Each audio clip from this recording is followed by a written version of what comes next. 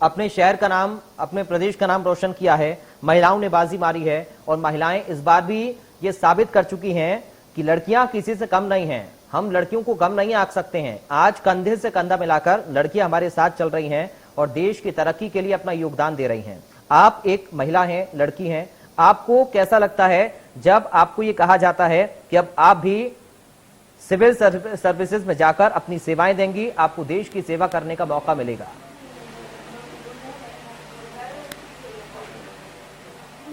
बहुत अच्छा लगता है सर, जिस मोटिव के साथ हम लोगों ने ये सिविल सर्विसेज का डिसीजन लिया कि समाज के लिए कुछ करने का मौका मिले, ग्राउंड लेवल पे कुछ करने का मौका मिले, तो आज वो सपना साकार हो रहा है। और जैसा आपने कहा बेटियां कुछ भी कर सकती हैं, तो बिल्कुल एक इमोशनल सपोर्ट की ज़रूरत होती है कि हमारे माता पिता हम में भरोसा दिखाएं और पूरा समाज हम में भरोसा दिखाए, तो हमें भी बहुत मोटिवेशन मिलती है। कितना सपोर्ट परिवार से आपको मिला और इसका श्रेय आप किसको देती हैं?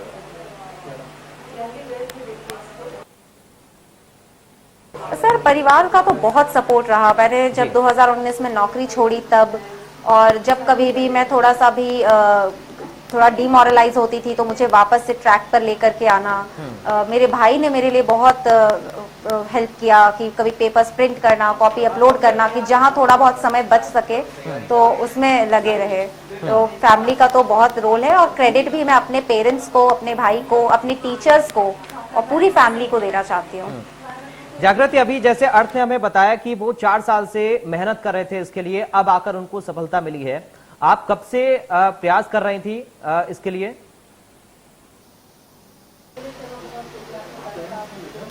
सर मैंने डेडिकेटेड प्रिपरेशन सिविल सर्विसेज के लिए जनवरी 2019 से शुरू कर दी थी जी। जनवरी 2019 से मैं BHEL में ही थी, तो मैंने जॉब में रहते हुए तैयारी की। पहला प्रीलिम्स दिया तो नहीं हुआ, फिर मैंने जॉब छोड़ करके 1 साल पूरा उसमें डेडिकेटेड दिया, तो 1.5 साल की प्रिपरेशन थी और 1 साल का एक्स्ट्रा फिर ये एग्जाम का साइकिल था, तो टोटल 2.5 साल हो गए हैं। ठीक है अर्थ, क्योंकि देखिए हम देखते हैं कि जो यूपीएससी की तैयारी करते हैं उनके लिए पढ़ाई बहुत ज्यादा महत्व रखती है। सारी चीजों को छोड़कर आजकल देखिए सोशल मीडिया का जमाना है और काफी ज्यादा पैशन, हर किसी को चाहत होती है इसकी, लेकिन इन सब का त्याग करना पड़ता है, ये हम अच्छे से समझते हैं। लेकिन इन सब के त्याग के बाद भी जब आपको सपोर्ट ना मिले या फिर आपको इन तमाम चीजों का सामना करना पड़े कि आप क्यों इन सब चीजों से दूर रहते हैं, क्यों पूरे दिन पढ़ाई में रहते हैं, तब कैसा महसूस होता है? और जब पूरा परिवार आपके सपोर्ट में खड़ा होता है और ये कहता है कि आप अपने दम पर, आप अपनी मेहनत के बलबूते आगे बढ़िए, तब कैसा महसूस होता है?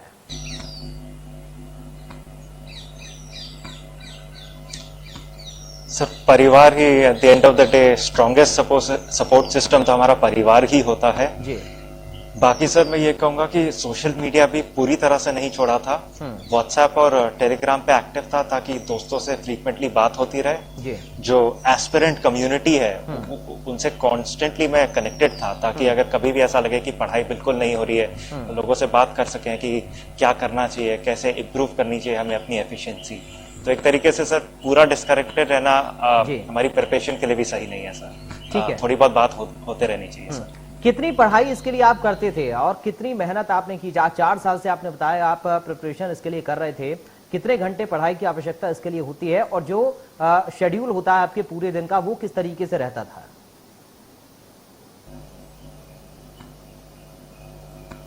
सर प्रिपरेशन 2017 में स्टार्ट की थी, लेकिन पहले 2 साल तो कॉलेज के साथ ओवरलैप किए थे इसलिए शायद काफी नहीं दे पाया था इनपुट सिविल सर्विसेज प्रिपरेशन के लिए। लेकिन आप उसके बाद मान सकते हैं लगभग 10 से 11 घंटे प्रतिदिन की पढ़ाई रहती थी। और सर शेड्यूल तो यही रहता था कि 50% समय जनरल स्टडीज को और 50% समय मैथ्स को, तो इससे जनरल स्टडीज और ऑप्शनल दोनों पे फोकस रहता था सर। कोचिंग और घर पे पढ़ने में क्या डिफरेंस है? क्योंकि देखिए अब जो यूपीएससी की तैयारी जो लोग कर रहे हैं उनके लिए बहुत ज्यादा मायने रखता है कि हम कोचिंग में कितना समय दें, घर पर हम कितना समय दें, ये सबसे ज्यादा जरूरी होता है।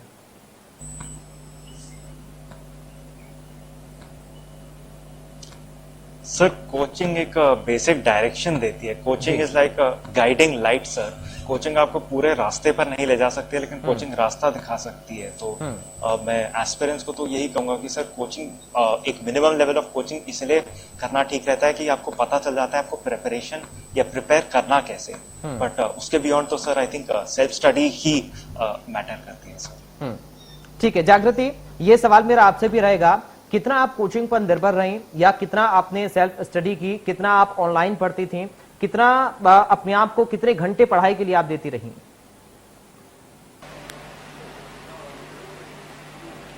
मैंने तो कोचिंग जुलाई 2019 से ही शुरू की थी जी। तो इनफैक्ट अगस्त में शुरू हुई थी, अगस्त 2019 में। फिर बीच में ही कोविड आ गया था मार्च में, तो आधी अधूरी छूट गई थी मेरी कोचिंग। तो मेरा तो ये अनुभव रहा है कि खुद से प्रिपरेशन करने में एक जो आपकी फिनिशिंग आती है वो कोचिंग कभी रिप्लेस नहीं कर पाती। डेफिनेटली आपको एक बेस मिल जाता है जिसके ऊपर आप बिल्ड कर सकें। बाकी प्रैक्टिस तो खुद ही करनी है, और इस बार तो कोविड वाला जो टाइम था तो हर कोई अपने ऊपर ही निर्भर था जी। तो प्रैक्टिस करिए, और practice is more important then any coaching. तो प्रैक्टिस का बहुत ज्यादा अहम रोल है। कोचिंग आपको एक गाइडलाइन देती है, जैसा कि माय कोलीग सेड, एंड बाकी खुद की मेहनत पे 90% is your own hard work. अर्थ, जैसा कि जागृति ने अभी कोविड काल का जिक्र किया है, तो कितनी मुश्किलें आप लोगों के सामने आई? क्योंकि देखिए ऑफलाइन के बाद एकदम से जब ऑनलाइन पढ़ाई हुई तो थोड़ी तो प्रॉब्लम्स हुई, लेकिन क्या वो कारगर थी कोविड से बचाव के लिए भी और घर पर स्टडी के लिए भी?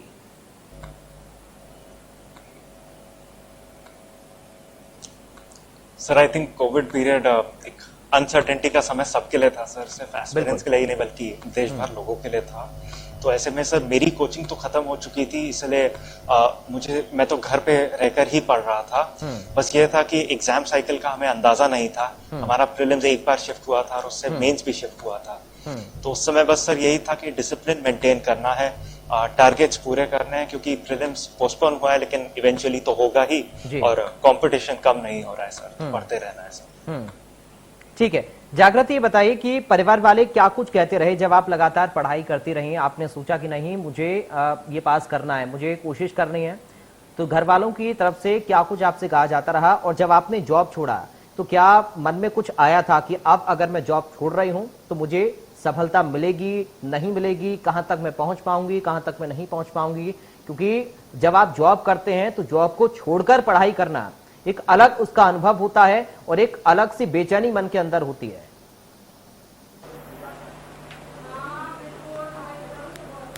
बिल्कुल सर, एक अनसर्टेनिटी तो हमेशा बनी ही रहती थी, रिस्क भी था।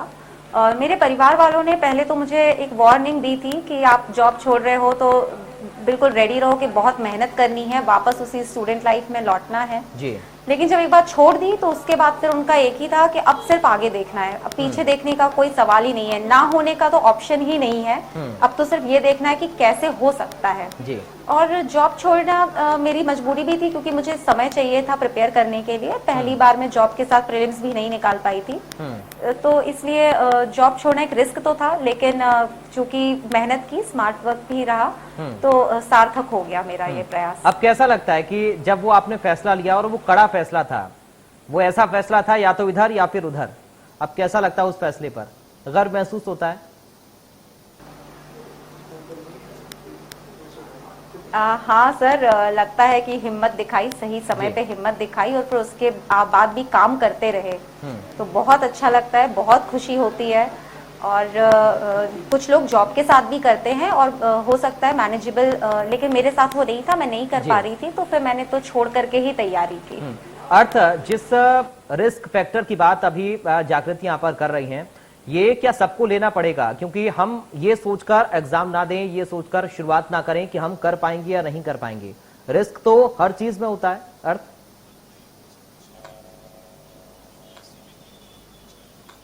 सर आई थिंक यूपीएससी एक ऐसा एग्जाम है जहां अनसर्टेनिटी काफी ज्यादा है।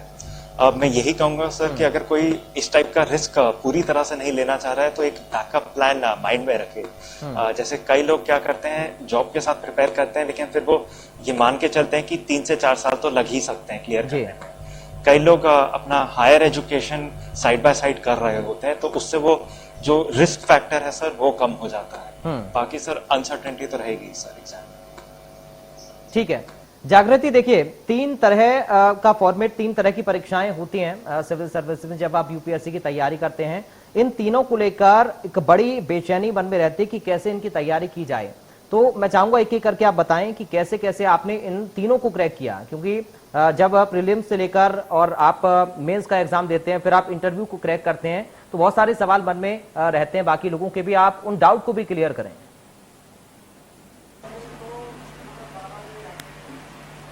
सर मैंने जब तैयारी शुरू की, क्योंकि एक साल का पूरा समय था, जी। तो हर विषय को पूरा होलिस्टिकली और कॉम्प्रिहेंसिवली कवर किया। और जब प्रीलिम्स आने वाला था तो 3 महीने पहले से फिर पूरा प्रीलिम्स के लिए डेडिकेशन ऐसा कि प्रीवियस ईयर क्वेश्चन करना, मॉक्स करना, और एक वैरायटी होती है क्वेश्चंस की। मेंस जी। में थोड़ा सा ओपिनियनेटेड क्वेश्चंस आते हैं, रीजंस वगैरह टाइप पूछे जाते हैं, और प्रीलिम्स ऑब्जेक्टिव है, तो उस तरह से स्मार्टली रिवीजन करना शुरू कर दिया। मेंस आया तो राइटिंग की प्रैक्टिस बढ़ा दी, और बहुत सारे मॉक टेस्ट लिखे घर पर बैठ करके, खुद भी इवैल्यूएट किए, कुछ दोस्तों से करवा लेते थे, कुछ कोचिंग से करवा लेते थे। इंटरव्यू के लिए कुछ खास अलग करने की मुझे जरूरत महसूस नहीं हुई, बस वही कि आप अपना करंट अफेयर्स रिवाइज रखें, अपने बारे में पूरी अवेयरनेस रखें, अपने स्टेट की अवेयरनेस, अपनी हॉबीज, जॉब एक्सपीरियंस, ग्रेजुएशन, तो एक अवेयर सिटीजन की तरह वहां पर जाएं, और एक इंटेलिजेंट कॉन्वर्सेशन जो आप एक अपने रिस्पेक्टेड एल्डरली से करते हैं, वो मेरा अप्रोच था। ठीक है अर्थ, आपका एक्सपीरियंस कैसा है प्रीलिम्स, मेंस और इंटरव्यू का? कैसे इनको क्रैक करना चाहिए और क्या किन बातों को मन में रखना चाहिए?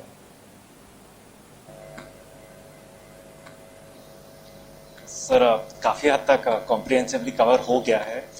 मेरे हिसाब से मेरी स्ट्रैटेजी बस थोड़ा सा इतना डिफरेंट थी कि प्रीलिम्स के लिए 3 महीने की जगह 5 महीने दिया था, क्योंकि मुझे लगता है सर प्रीलिम्स सबसे अनसर्टन स्टेज है जहाँ पे काफी एफर्ट चाहिए होता है। बाकी सर प्रीलिम्स और मेंस दोनों में सबसे ज्यादा फोकस टेस्ट सीरीज पे था सर, कि कंटिन्यूस सॉल्विंग, ताकि पता चले वीकनेसेस क्या है, उन पे वर्क करना और फिर से टेस्ट देना। क्योंकि सर मेरा ऑप्शनल भी मैथमेटिक्स था, तो सर वहाँ पे प्रॉब्लम सॉल्विंग तो एक कंटिन्यूस प्रोसेस है सर, कंटिन्यूस लर्निंग प्रोसेस। इसीलिए सर एक तरीके से यही प्रीलिम्स और मेंस के लिए था।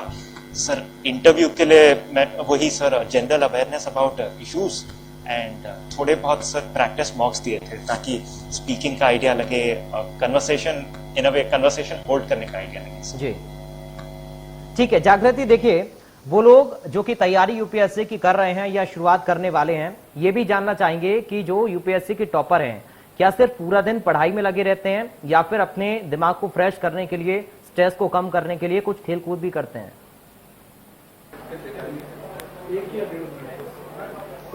सर बिल्कुल एक बैलेंस लाइफस्टाइल जरूरी है।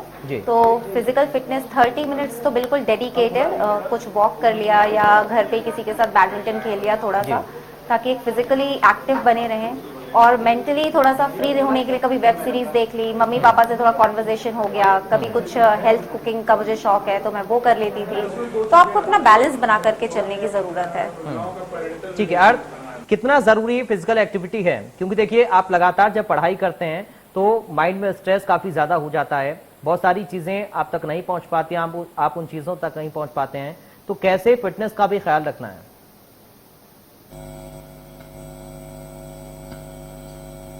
सर फिटनेस सर थोड़ा सा कॉम्प्रोमाइज हो जाता है, मैं ये मानता हूँ, लेकिन सर कई बार इवनिंग वॉक्स लेता था, तो उससे एक इन अ वे चेंज ऑफ एनवायरनमेंट मिल जाता था, तो वापस आके पढ़ाई में मन लगता था।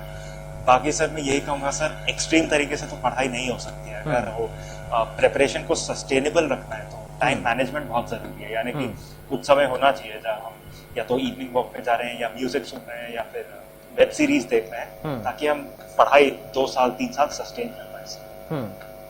ठीक है जागृति, बताइए अगर कोई यूपीएससी की शुरुआत करने जा रहा है, पढ़ाई की चाहता है कि मैं कोचिंग करूं, आगे बढ़कर इसको एग्जाम को क्लियर करूं, क्रैक करूं, तो शुरुआत उसको कैसे करनी होगी? क्या सेल्फ स्टडी के जरिए इसकी शुरुआत कर सकते हैं? और अगर सेल्फ स्टडी करते हैं बिना कोचिंग की शुरुआत में, तो कौन कौन से विषयों पर ध्यान देना होगा शुरुआती दौर में?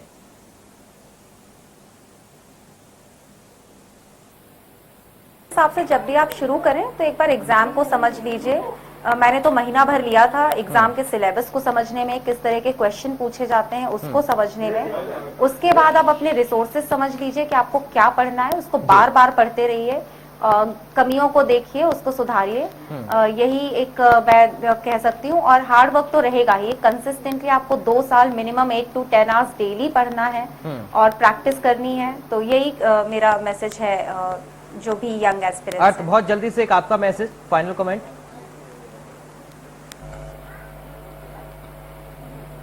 सर यही कहूँगा सर, डिसिप्लिन और सस्टेनेबिलिटी, ये अगर 2 या 3 साल आप कर पाए तो आई थिंक सर्विस मिल जानी चाहिए सर एस्पिरेंट्स को।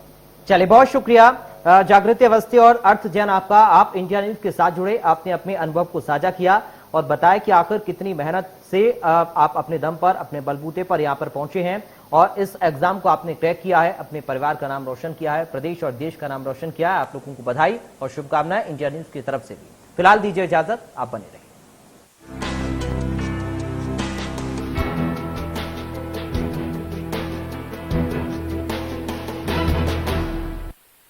मध्य प्रदेश छत्तीसगढ़ की हर खबर सीधे आपके मोबाइल फोन पर, सोशल मीडिया के हर प्लेटफॉर्म पर है। इंडिया न्यूज मध्य प्रदेश छत्तीसगढ़, अभी सब्सक्राइब करें हमारा चैनल और पाएं मध्य प्रदेश छत्तीसगढ़ की पल पल की खबर।